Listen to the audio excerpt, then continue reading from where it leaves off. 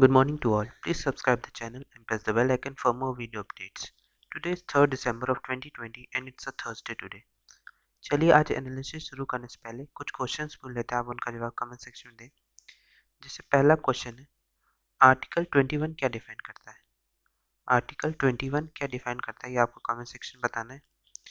दूसरा क्वेश्चन आता है, आर्टिकल 19 क्या डिफाइन करता है? आर्टिकल 19 क्या डिफाइन करता है, बताना है। आप दोनों क्वेश्चन का जवाब दें। आर्टिकल 21 क्या डिफाइन करता है और आर्टिकल 19 क्या डिफाइन करता है। इन दोनों क्वेश्चंस का जवाब आप कमेंट सेक्शन में दें। साथ ही साथ कोई एनालिसिस से रिलेटेड डाउट हो वो भी आप कमेंट सेक्शन में पूछ सकते हैं।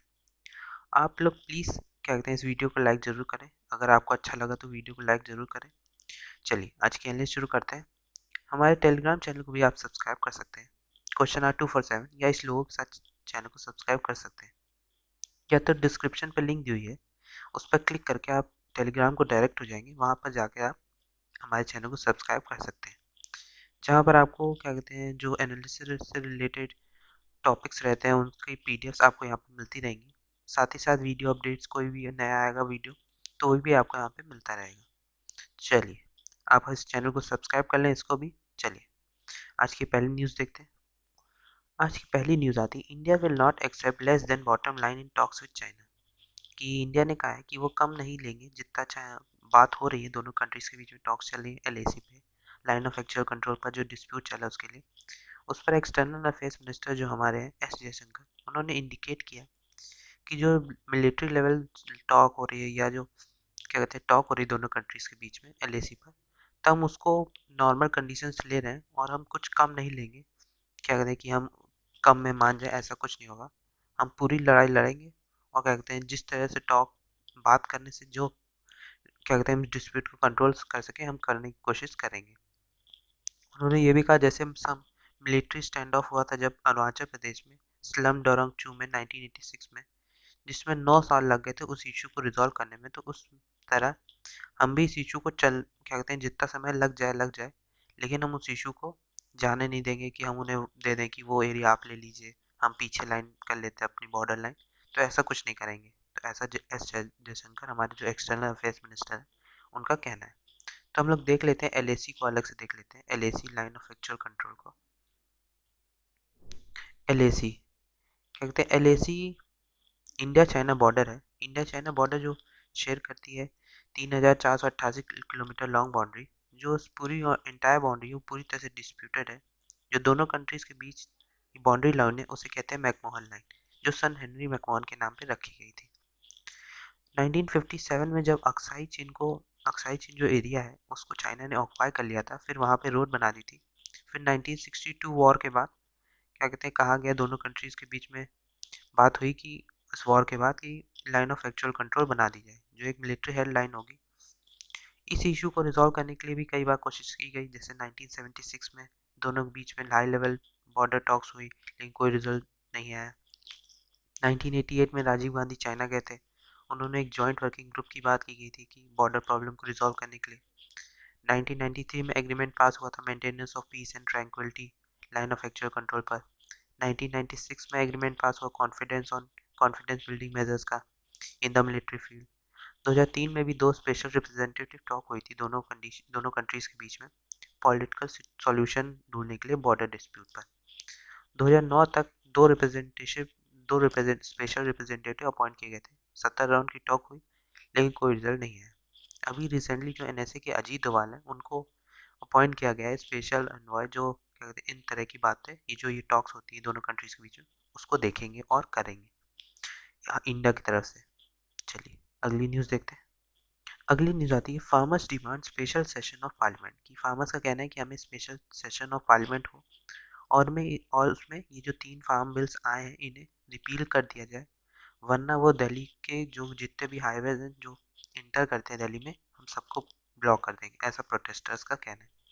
उन्होंने कहा 1 week after they began protest on the borders of Delhi, कि फार्मर्स ग्रुप का कहना है कि अगर वो स्पेशल सेशन नहीं हुआ पार्लियामेंट में और 3 बिल जो न्यू एग्रीकल्चर रिफॉर्म लॉज लाए गए हैं उनको रिपील नहीं किया गया, तो वो क्या कहते हैं जो चोक कर देंगे कैपिटल को by blocking more highways entering the city, कि जो और भी हाईवेज जो सिटी में इंटर कर रहे हैं उनको ब्लॉक कर दिया जाएगा, ऐसा उनका कहना था। तो फार्मर्स बहुत ज़्यादा गुस्से में है, तो देखना है कि गवर्नमेंट का क्या स्टेप होता है इसको कंट्रोल करने के लिए, जो ब्लॉकेज वो लोग कर रहे हैं दिल्ली को, तो देखना है क्या होता है। चलिए अगली न्यूज़ देखते हैं।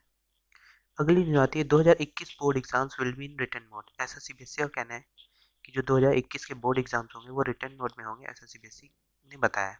उन्होंने कहा जो कि प्रैक्टिकल्स का अल्टरनेटिव देखा जाएगा कि प्रैक्टिकल्स का अल्टरनेटिव क्या हो सकता है, क्योंकि प्रैक्टिकल्स में उतनी सोशल डिस्टेंसिंग नहीं हो पाती, क्योंकि प्रैक्टिकल बाद वाइवा भी होता है। तो इस तरह के कंडीशन में आप सोशल डिस्टेंसिंग कैसे फॉलो करेंगे, कोई मास्क लगा के क्या कहते हैं कोई प्रैक्टिकल कैसे कर पाएगा, तो वो भी कंडीशन है कि कैसे होगा। तो उसका अल्टरनेटिव सोचने की बात इसमें कही गई। इसमें कहा गया बोर्ड एग्जाम्स जो कंडक्ट ऑनलाइन नहीं होंगे, रिटर्न मोड में होंगे, ऐसा सीबीएसई का कहना है। उन्होंने कहा इस पेंडेमिक को देखते हुए क्या कहते हैं जो प्रैक्टिकल्स होते हैं उनको उसका अल्टरनेटिव ढूंढा जा रहा है, और जो ये एग्ज़ाम्स होंगे वो रिटर्न मोड में ही हो। क्या कहते हैं जब कंडीशन सही हो जाए तब हो, फरवरी मार्च में हो या मई जून में होंगे, लेकिन रिटर्न मोड में ही, ऐसा इनका कहना है। तो इस न्यूज़ में यही बात की गई है। चलिए अगली न्यूज़ देखते हैं। अगली न्यूज़ आती है ब्रिटेन अप्रूव्स फाइजर कोविड-19 वैक्सीन। जो फाइजर है कोविड-19 वैक्सीन, उसको कहते हैं अप्रूव कर दिया गया ब्रिटेन द्वारा। ये बहुत तेज़ी से हुई है। Roll out could begin early next week की रोल आउट उसका लोगों में लग क्या कहते हैं वैक्सीनेटेड होना क्या कहते हैं अगले वीक से चालू हो जाएंगे, ऐसे इसमें बात की गई है। इसमें ब्रिटेन ने अप्रूव किया बहुत जल्दी। वाइड स्केल शॉर्ट टेस्टेड हुआ है, क्या कहते हैं वाइड स्केल क्लिनिकल ट्रायल हुआ और उसके बाद इसे अप्रूव कर दिया गया फाइजर को। तो ये देखना है कि ये पहली वैक्सीन है जो किसी कंट्री द्वारा अप्रूव की गई है, कहते हैं लगाने के लिए पूरी तरह से। और ये कहा गया है कि जो फाइजर है, फाइजर बायोएनटेक वैक्सीन 95% इफेक्टिव है इन प्रिवेंटिंग इलनेस, की इलनेस ना हो इसको 95% effective. Just 23 days since Pfizer published the first data from its final stage clinical trial, कि जब फाइजर ने अपना क्या कहते हैं फाइनल जो स्टेज पे अपना क्लिनिकल ट्रायल खत्म हुआ, उसके अपना जो फर्स्ट डाटा उसने पब्लिश किया उसके 23 दिन के बाद ही, अभी 23 दिन ही हुए हैं, क्या कहते हैं इन्होंने अप्रूव कर दिया ब्रिटेन ने। तो देखना है कि वैक्सीनेशन कैसे होता है, वो पूरी कंट्री वाइज वैक्सीनेशन कैसे करते हैं, ये देखना है हमें ब्रिटेन से। और क्या कहते हैं अगर वो इफेक्टिव है तो इंडियन गवर्नमेंट को भी स्टेप लेना चाहिए कि उसको फाइजर उन्हें भी प्रोवाइड किया जाए और वो भी अब इंडिया में वैक्सीनेशन चालू कर सकें। चलिए अगली न्यूज़ देखते हैं। अगली न्यूज़ आती है Boris Johnson invited as chief guest for R day.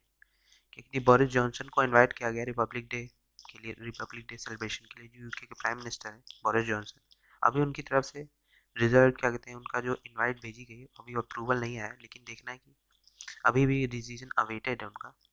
तो अब देखना है कि ये याद रखिएगा। कभी कभी पेपर में पूछ जाता है कि कहते हैं 2020 में जो रिपब्लिक डे सेलिब्रेशन हुआ था उसमें चीफ गेस्ट कौन थे, तो बोरिस जॉनसन जो यूके के प्राइम मिनिस्टर हैं वो थे बोरिस जॉनसन। चलिए अगली न्यूज़ देखते हैं। अगली न्यूज़ आती है green tribunal ban sales use of crackers in NCR. क्या कहते हैं ग्रीन नेशनल ग्रीन ट्रिब्यूनल जो है एनजीटी, उसने बैन कर दिया सेल या उनका यूज़ करना क्रैकर्स का एनसीआर में। और ग्रीन क्रैकर्स यूज़ होंगे क्रिसमस में भी, ऐसा कहते हैं ग्रीन ट्रिब्यूनल ने कहा है, एनजीटी ने कहा है कि ग्रीन क्रैकर्स ही क्रिसमस में भी यूज़ करने होंगे। चलिए अब देख लेते हैं एनजीटी को अलग से।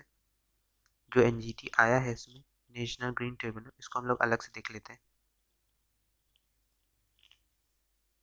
नेशनल ग्रीन ट्रिब्यूनल इसे स्टैब्लिश किया गया था 2010 में। ये नेशनल ग्रीन ट्रिब्यूनल एक्ट के तहत ये कोर्ट टाइप का है, इन्वायरमेंटल कोर्ट जो डिसीजन लेती है इन्वायरमेंटल प्रोटेक्शन पर, कंजर्वेशन ऑफ फॉरेस्ट पर। इसका judicial power civil environmental matters को हैंडल करने के लिए, डिसाइड करने के लिए ये वर्क करता है प्रिंसिपल ऑफ नेचुरल जस्टिस में। और ये किसी बाउंड नहीं है, किसी भी main stream code of civil procedure पे बाउंड नहीं है। इसका स्ट्रक्चर क्या होता है, इसमें एक चेयरपर्सन होते हैं, कई जुडिशियल मेंबर्स होते हैं, कई एक्सपर्ट मेंबर्स होते हैं। ये अपना ऑफिस होल्ड करते हैं 5 साल के लिए और इसमें रीअपॉइंटमेंट नहीं होता है। जो चेयरपर्सन होता है वो अपॉइंट किया जाता है सेंट्रल गवर्नमेंट द्वारा इन कंसल्ट करके चीफ जस्टिस ऑफ इंडिया के साथ। एक सिलेक्शन कमेटी बनाई जाती है सेंट्रल गवर्नमेंट द्वारा जो अपॉइंट करती है जुडिशियल मेंबर्स और एक्सपर्ट मेंबर्स को।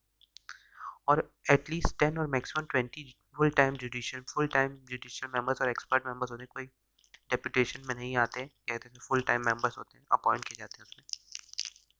इनकी पूरी पावर्स एंड जुरिडिक्शन है कि ये 7 लॉज हैं, इनके अंदर ये वर्क करते हैं। इनका जो भी डिसीजन होता है कोर्ट्स का, जो इन्वायरमेंटल कोर्ट्स होती है एनजीटी की, वो इन्हीं 7 लॉज के अंदर अपना डिसीजन देती है।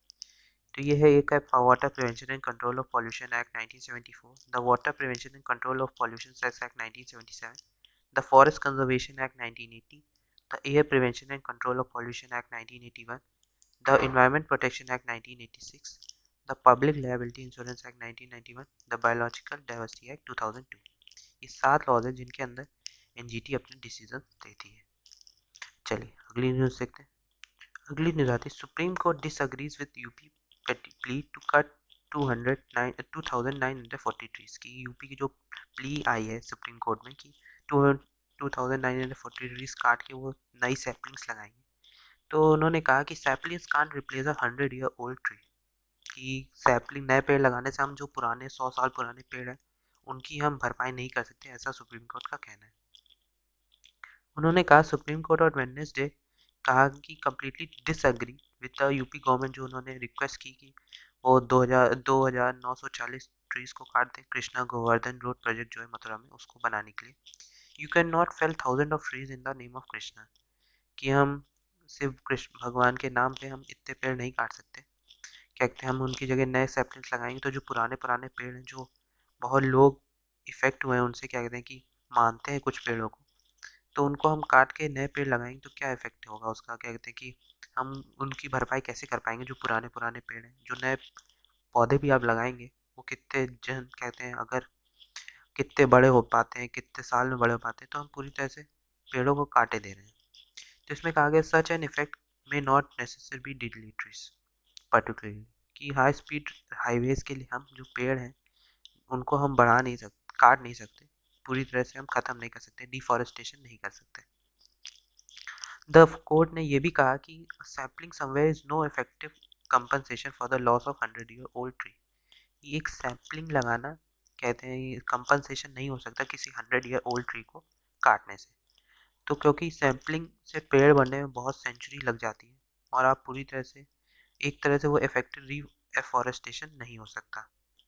इसमें वही बात की गई, तो इसमें कहा गया है कि यूपी गवर्नमेंट की जो प्ली थी उसको पूरी तरह से डिसएग्री किया गया है, जो पेड़ काटने की थी मथुरा प्रोजेक्ट के लिए, जो कृष्णा गोवर्धन रोड प्रोजेक्ट है उसको बनाने के लिए। चलिए अगली न्यूज़ देखते हैं। आज का पहला एडिटोरियल आता है कास्ट काउंट। ये कास्ट वाइज सर्वे की बात की गई है कि कास्ट वाइज सर्वे होगा जो क्वान्टिफाइबल डाटा होगा, जो एम करेगा कास्टलेस सोसाइटी के लिए। इसमें एक क्या कहते हैं एक रीज़न ये भी हो सकता है कि डिफरेंट जो कास्ट सिस्टम के लोग होते हैं उनमें अलग अलग दिक्कतें होती हैं। कहते हैं कुछ कास्ट को फ़ायदा होता है किसी भी पॉलिसी, किसको नहीं होता है, तो उसको भी ध्यान में रखते हुए इस सर्वे की बात की गई है। जो ये आइडिया है कास्ट सेंसस का वो पूरी तरह से पब्लिक डिबेट पे है, जो तमिलनाडु गवर्नमेंट करने वाली है। उसने एक कमीशन बनाया to collect caste wise data. ये मूव बहुत अच्छा है, एक पॉलिटिकल एक्सपीडियंसी भी हो सकता है in response to the restive जो प्री इलेक्शन एजिटेशन है, जो ऑर्गेनाइज किया गया है पतली मक्कल कची द्वारा, जो डिमांड करता है 20% एक्सक्लूसिव रिजर्वेशन एजुकेशन और गवर्नमेंट जॉब में। जो 1 ईयर कमेटी है, जो मेन इलेक्टोरल बेस है तमिलनाडु में 1 ईयर कमेटी, उसमें कहा गया है कि उन्हें 20% एक्सक्लूसिव रिजर्वेशन मिलना चाहिए एजुकेशन और गवर्नमेंट जॉब्स में। इसलिए भी ज़रूरी है कि ये जो क्या कहते हैं कास्ट वाइज सर्वे होगा, इससे पता भी चलेगा क्या कंडीशन है। सुप्रीम कोर्ट ने हमेशा ही से कहता रहा स्टेट से कि वो क्वान्टिफाइबल डाटा लाए जिससे वो लेवल्स ऑफ क्या कहते हैं रिजर्वेशन को देख सके, और जो है तमिलनाडु गवर्नमेंट करने वाली है जिससे 69% टोटल रिजर्वेशन है जो उसको देखना है। तो अब देखना है क्या होता है इसमें। एट लास्ट इसमें कहा गया है कि कुछ भी हो, रेशनलाइज या dependent social justice policy with a true assessment of the backwardness of various caste. जो कई कास्ट हैं बहुत ज़्यादा जहाँ जिसमें बैकवर्डनेस है। इस सर्वे का ये भी हो सकता है कि एक तरह का रिजल्ट कि कास्टलेस और इक्वल सोसाइटी बनाने के लिए हम इस तरह के वर्क कर सकें। स्टेट का अल्टीमेट गोल यही होता है कि कास्टलेस और इक्वल सोसाइटी बनाना स्टेट में। तो ये भी इस तरह से भी बन सकती है क्योंकि कास्ट वाइज सर्वे करेंगे तो हम देख पाएंगे किस सोसाइटी या किस कम्युनिटी में ज़्यादा बैकवर्डनेस है, हमें उनको ज़्यादा हेल्प प्रोवाइड करनी होगी, ज़्यादा रिजर्वेशन है उनको कंट्रोल करना होगा, तभी हम हेल्प कर पाएंगे। चलिए अगली एडिटोरियल देखते हैं। अगला हेल्थ एडिटोरियल आता है लूमिंग हेल्थ क्राइसिस। किसमें बताया गया एंटी माइक्रोबियल रेजिस्टेंस जो है वो growing exponentially and needs to be tackle before it's late, कि जो ग्रो कर रहा है एक्सपोनेंशियली और उसको टैकल करना इस वक्त बहुत ज़्यादा जरूरी है। तो इसमें आता है एंटी माइक्रोबियल रेजिस्टेंस, ये बहुत तेजी से बढ़ रहा है, अलार्मिंग रेट में बढ़ रहा है। About 35% of common human infection have become resistant to available medicine, की जो मेडिसिन है उनमें पूरी तरह से रेजिस्टेंट हो गए 35% जो कॉमन ह्यूमन है उनको। लगभग समझ लीजिए 7 लाख लोग मर चुके हैं, हर साल मरते हैं बिकॉज अवेलेबल एंटीमाइक्रोबियल ड्रग्स के कारण, जो एंटीबायोटिक्स होते हैं या एंटीवायरल, एंटीपैरासिटिक, एंटी फंगस, उनके कारण। तो हम लोग देख लेते हैं ये एंटीमाइक्रोबियल रेजिस्टेंस होता क्या है, इसको अलग से देख लेते हैं। एंटीमाइक्रोबियल रेजिस्टेंस ये एक ग्लोबल पब्लिक हेल्थ थ्रेट है जो according to world health organisation है, जो म्यूचुएट करता है majorly microbes rapidly to become resistant to drug. कि जो माइक्रोब्स होते हैं वो पूरी तरह से ड्रग से रेजिस्टेंट हो चुके होते हैं, क्योंकि ज़्यादा यूज़ ऑफ ड्रग्स के कारण भी, ज़्यादा यूज़ ऑफ मेडिसिन के कारण भी ये हो जा सकता है। ये किस तरह वर्क करता है? एएमआर हैपेंस व्हेन जो माइक्रो ऑर्गेनिज्म होते हैं जैसे बैक्टीरिया, फंजाई, वायरस या पैरासाइट्स होते हैं, वो चेंज करते हैं when they are exposed to anti microbial drugs. जो एंटी माइक्रोबियल ड्रग्स होते हैं जैसे antibiotics, anti fungus, anti virus, anti malarials, anthelmintics, उनको यूज़ ज़्यादा करने से ये हो सकता है। क्या लीड करता है एएमआर को? Indiscriminate use of antibiotics. जब indiscriminate use of antibiotics use करें इन्फेक्शंस के लिए, misuse of antibiotics use करें, पूरे मैनेजमेंट हो वेस्ट का farms, factories, health care settings या हाउस होल्ड्स में, over the counter purchase of antibiotics, doctor से प्रिस्क्रिप्शन के बिना हम और ज़्यादा काउंटर परचेज करें एंटीबायोटिक्स का, partial completion of antibiotics dosage, कि जो पार्शियल कंप्लीशन है एंटीबायोटिक डोसेज का हम उसे पार्शियल कंप्लीट करें कोमॉर्बिडिटी के कारण। तो ये रीजंस हैं जो एएमआर को लीड करते हैं।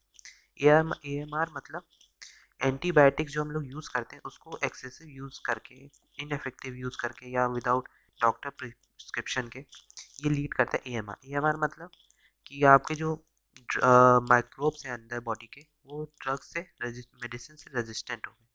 अगर कोई आप ज़्यादा मेडिसिन खाते हैं तो कुछ दिनों बाद आपने देखा होगा कुछ लोगों को मेडिसिन वो नहीं लगती, वो लगता है कि मेडिसिन वर्क नहीं कर रही, तो वो पूरी तरह से एएमआर ही होता है, एंटी माइक्रोबियल रेजिस्टेंस।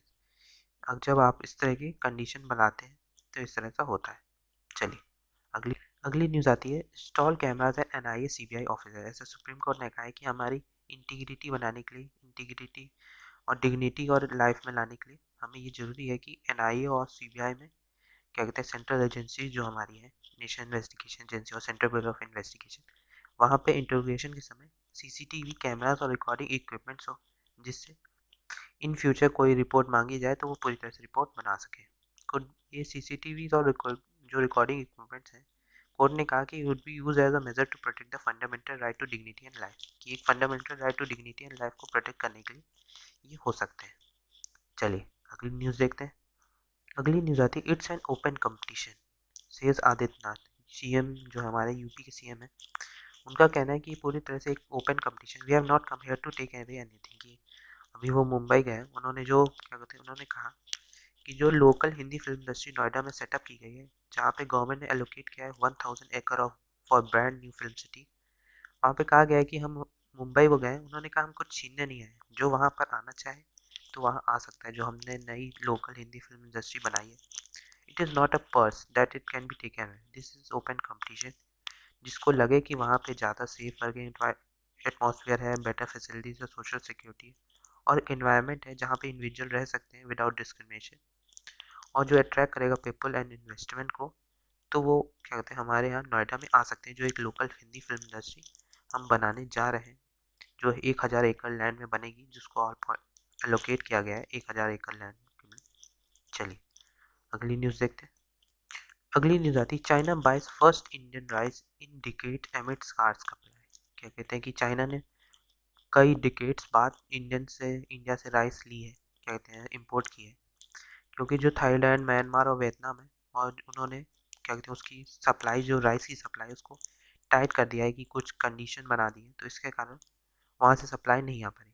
और सभी जानते हैं कि इंडिया सबसे बड़ा बिगेस्ट राइस एक्सपोर्टर है, और चाइना सबसे बड़ा इम्पोर्टर है इसका, कि सबसे ज़्यादा चाइना ही राइस खरीदता है और इंडिया सबसे ज़्यादा चाय एक्सपोर्ट करता है। तो देखना है क्या कहते हैं कि ये पहली बार हुआ है डिकेट्स बाद की, कहते हैं चाइना ने इंडिया से लिए, वरना वो थाईलैंड, मालदीव इन सब से लेता था। इस बार लेकिन वहाँ से सप्लाई दिक्कतें हैं, कई कंडीशंस लगा दी गई, इसलिए उसने इंडिया से राइस ली है। चलिए आज के लिए इतना ही, थैंक यू वेरी मच। अगर आपने चैनल को सब्सक्राइब नहीं किया तो चैनल को सब्सक्राइब कर दें और प्लीज़ लाइक बटन जरूर दबा दें। Thank you very much.